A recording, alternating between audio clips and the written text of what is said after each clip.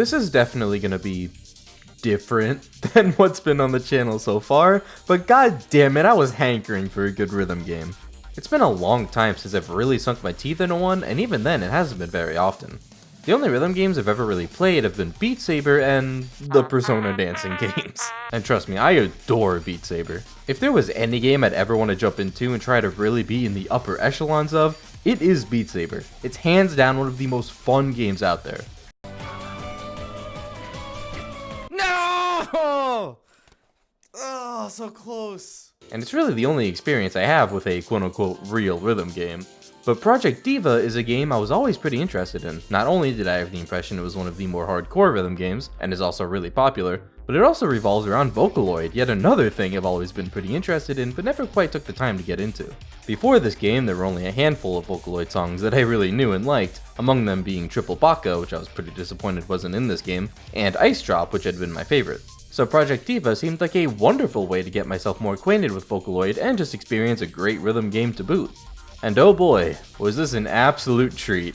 And I always try to use the soundtrack of the game I'm talking about as the backing music to my videos, but I'm almost certain that all of these songs are copyrighted to hell and back, so I'll use the next best thing. Perfect.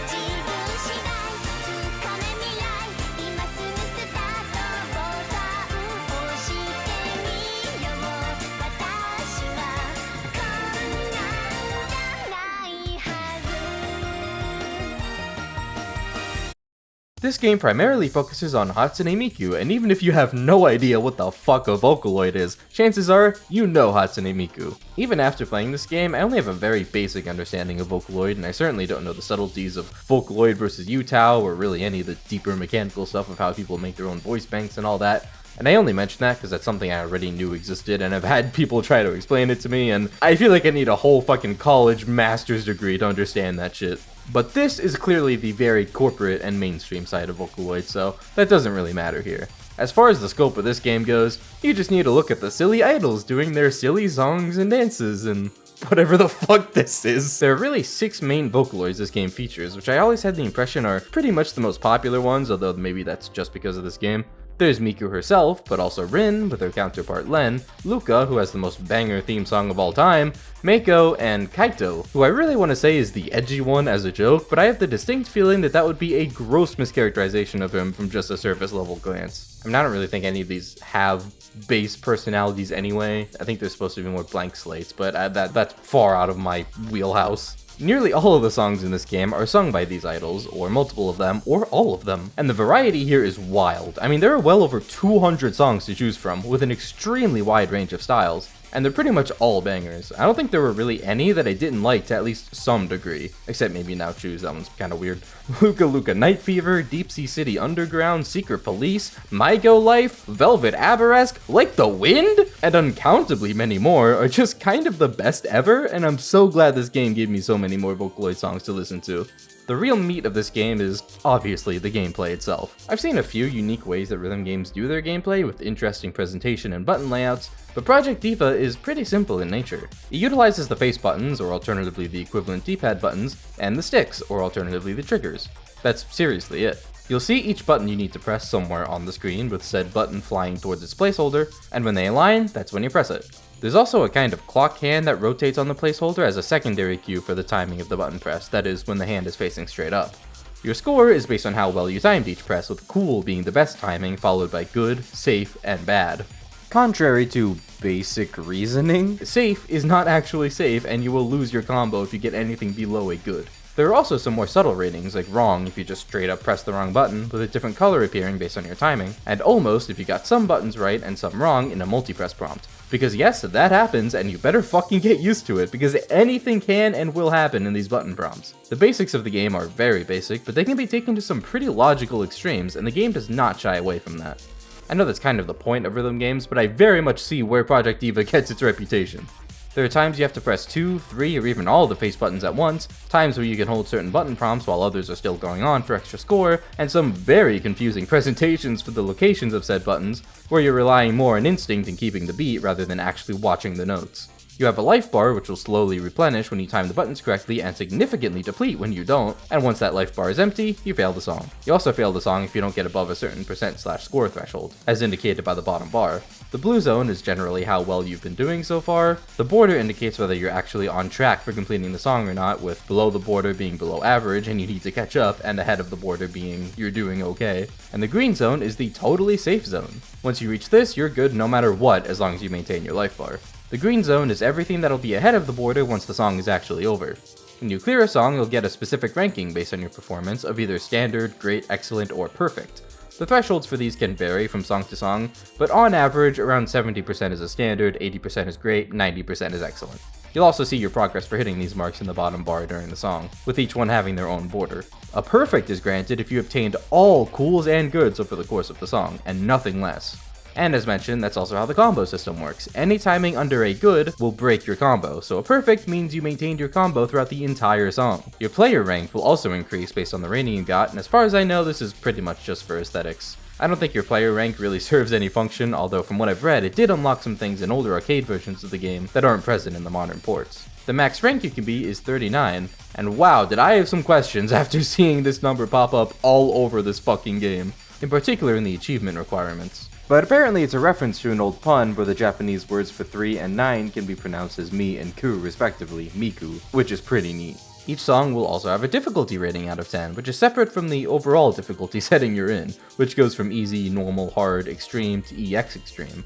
Really the only thing that seems to matter is the song's individual number rating, and that'll give you an idea of how hard it's going to be. Each song just has its own version for each overarching difficulty, and some songs just don't exist in certain difficulties at all.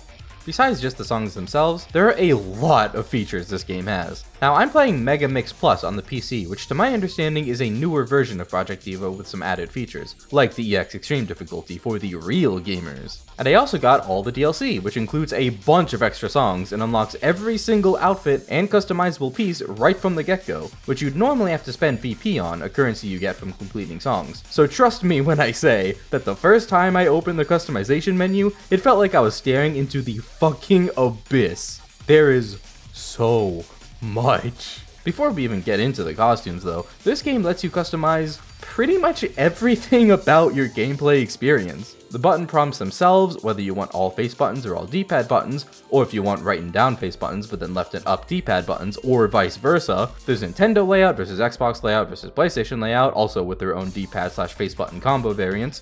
You can control the sound each button makes when pressed with an insane amount of preset options for each sound. And for some songs, there are even other vocal options for Vocaloids other than the original singer. So for this Luca song, if you want Miku singing it instead, there you go. As for costumes, there are a bunch of preset ones called modules, and each song has its recommended one. Basically the intended outfit the music video was made for. So when you go to customize, you'll see a recommended sticker next to that costume for the song. But really, you can choose any costume you want, and it does not end at the preset modules. No, you can individually customize the hairstyle, headpiece, chest piece, and back piece, all on top of whatever costume you have on. And each of these, especially the preset modules, have an utterly insane amount of options. You can even custom make t-shirts for anyone to wear. You can draw your own design. That's fucking awesome. Oh, and speaking of anyone, you don't even have to use the character the song is for. No, not only can you change what they're wearing, but any character in any costume can be selected for any song. Well, almost any. There are a select few that specifically prohibit changing out the characters, but for 99% of these songs, you can. And yes, I said this only has 6 Vocaloids in it, but there is actually the special category in the character select called Extra Characters, where they went through the trouble of adding 4 other popular Vocaloids as well, and even threw in some costume alts for them too. Meaning that yes, you can also use Teto, or Sakine, or Maku, or Neiru, half of which I didn't even know existed before, and the other half of which I only knew from the Triple Baka video. That shows how much of a casual I am. I usually just stuck with the recommended outfits since I was seeing pretty much all these videos for the first time. Well, seeing is a rather generous term here. The last thing I'm focused on when fighting for my life out here is the fucking music video in the background. Assuming you even have a choice in the matter, because oh my god, some of these can be very distracting. The game does have an option to only view the video though. Well, option. Wait. Really though, the music videos are pretty enjoyable. The animation is... I mean, it's dated. The original version of this game is from fucking 2009, but do I give a shit? No, I don't. Why would I, when fucking Miku's out here fighting Godzilla? In space! You got Mario Kart, gambling, crippling alcoholism, the yoinky sploinky, and endless amounts of shenanigans these music videos have them doing. They're honestly a treat, and every single song has one, which is extremely impressive. There are 250 songs here. I don't know if they were all made for this game or if they already existed before or what, but either way, the amount of videos here is incredible. Music video only, however, is not the only other option. There's also practice mode, which I guess you would expect from a rhythm game like this, where you can rewind and replay whatever parts you want to practice and get better at, which, yeah, that's handy. And if you want things to be even harder, there are some modifications you can make. There's high speed, which I figured would increase the speed of the song as a whole, but it actually increases the speed of the notes, moving at the fucking speed of light. You have a split second to react to each and every one. In a similar vein, sudden hides all the notes until they're a split second away from the correct timing, yet again giving you an instant to react. And hidden is the polar opposite. Once the notes get close enough to their placeholder, they simply disappear, leaving you to figure out the timing yourself. All of these significantly increase the difficulty of these songs. I understand that the Switch version also has its own exclusive mode called Mix Mode, which I guess is where the whole Mega Mix thing comes from, but I don't have it for Switch, so I don't really know what it's like. By far the most appealing thing about this game is just getting better. I mean, yeah, it's a rhythm game, one of those genres where that's kind of the entire point. The faster and more complex a song is, the more fun it is. Particularly note that fast part, because, difficult doesn't always mean fast. I mean, look at this shit, are you kidding me? This is not satisfying to do. It's unholy. Slow notes in rhythm games are actually so evil, and I want them wiped from existence, thank you very much. That aside though, the thing about me and video games is I generally hate playing games that don't really have a set objective. The same goes with games that kind of just last forever. Things like sandboxes, life sims, MMOs, they've never really appealed to me for this reason. I think it's because it completely goes against my general playstyle of focus on one game until I finish it, and then move on to the next one. But in cases like these, like Project DIVA, there is no endpoint. I know you can always set your own objectives or just play until you're satisfied or whatever, but I don't know, I like that feeling of progress and working towards an endpoint, and just as importantly, getting to start new games. There are so many games I'm interested in playing, so getting locked into one for an indeterminate amount of time just isn't what I want to be doing. I say all this for context for how I played Project DIVA, what my mindset was. It's been almost a year now since I became pretty much a completionist and started getting all the achievements in all the games I play, and ever since then, even games like these are manageable because getting all the achievements usually provides a pretty good roadmap for what completion even means. And in this case, the most hardcore achievement was just completing 100 songs on Extreme, so that's what I did. But in the scope of what this game has to offer, that's not very much at all. I know there is still a lot more to be found beyond the achievements. There are harder songs, harder difficulties, perfect scores to be had, all requiring more advanced techniques and a shit ton of practice, and I respect the hell out of that. And even throughout my entire playthrough, I don't think I ended up playing every song. Seriously, there are still songs here that I haven't even seen or heard at all yet. That's how much there is to do in this game, how much content there is. And that's not even to speak of the insane amount of customizability for each song. And that's really my main takeaway here. Not only is this a fun as fuck rhythm game, it offers an insane amount of content, and that basically sums up my thoughts. I enjoyed the hell out of my time with this, and I can see why it's so popular as a rhythm game. And I also have a hell of a lot more Vocaloid songs for the collection now. I'm pretty sure there are some other Vocaloid rhythm games out there too, maybe, I think. I used to think Project Sakai was its own thing, until I learned it was actually just the Japanese name for Project DIVA. That was a disappointment. And Colorful Stage is only on mobile, which sucks, I'm not doing that. But if there are any other good ones you know of and would recommend, feel free to let me know about it in the comments. For now, this is where we conclude. Although, as fate would have it regarding rhythm games, I recently learned of a fucking Gunvolt rhythm game of all things coming out in February, which will also be the month this video releases. So expect a video on that in the not too distant future, because holy fuck, I am excited. This is definitely the shortest video I've made so far, but hey, it's a pretty simple game, and I really appreciate it for what it is. If you haven't played it yet, and like rhythm games, I would highly recommend it. And if you enjoyed the video, be sure to subscribe and stuff. I have a Discord server and other social media linked in the description if you want to keep up to date on what I'm doing. Thank you so much for watching, and I'll see you in my next endeavor. Peace.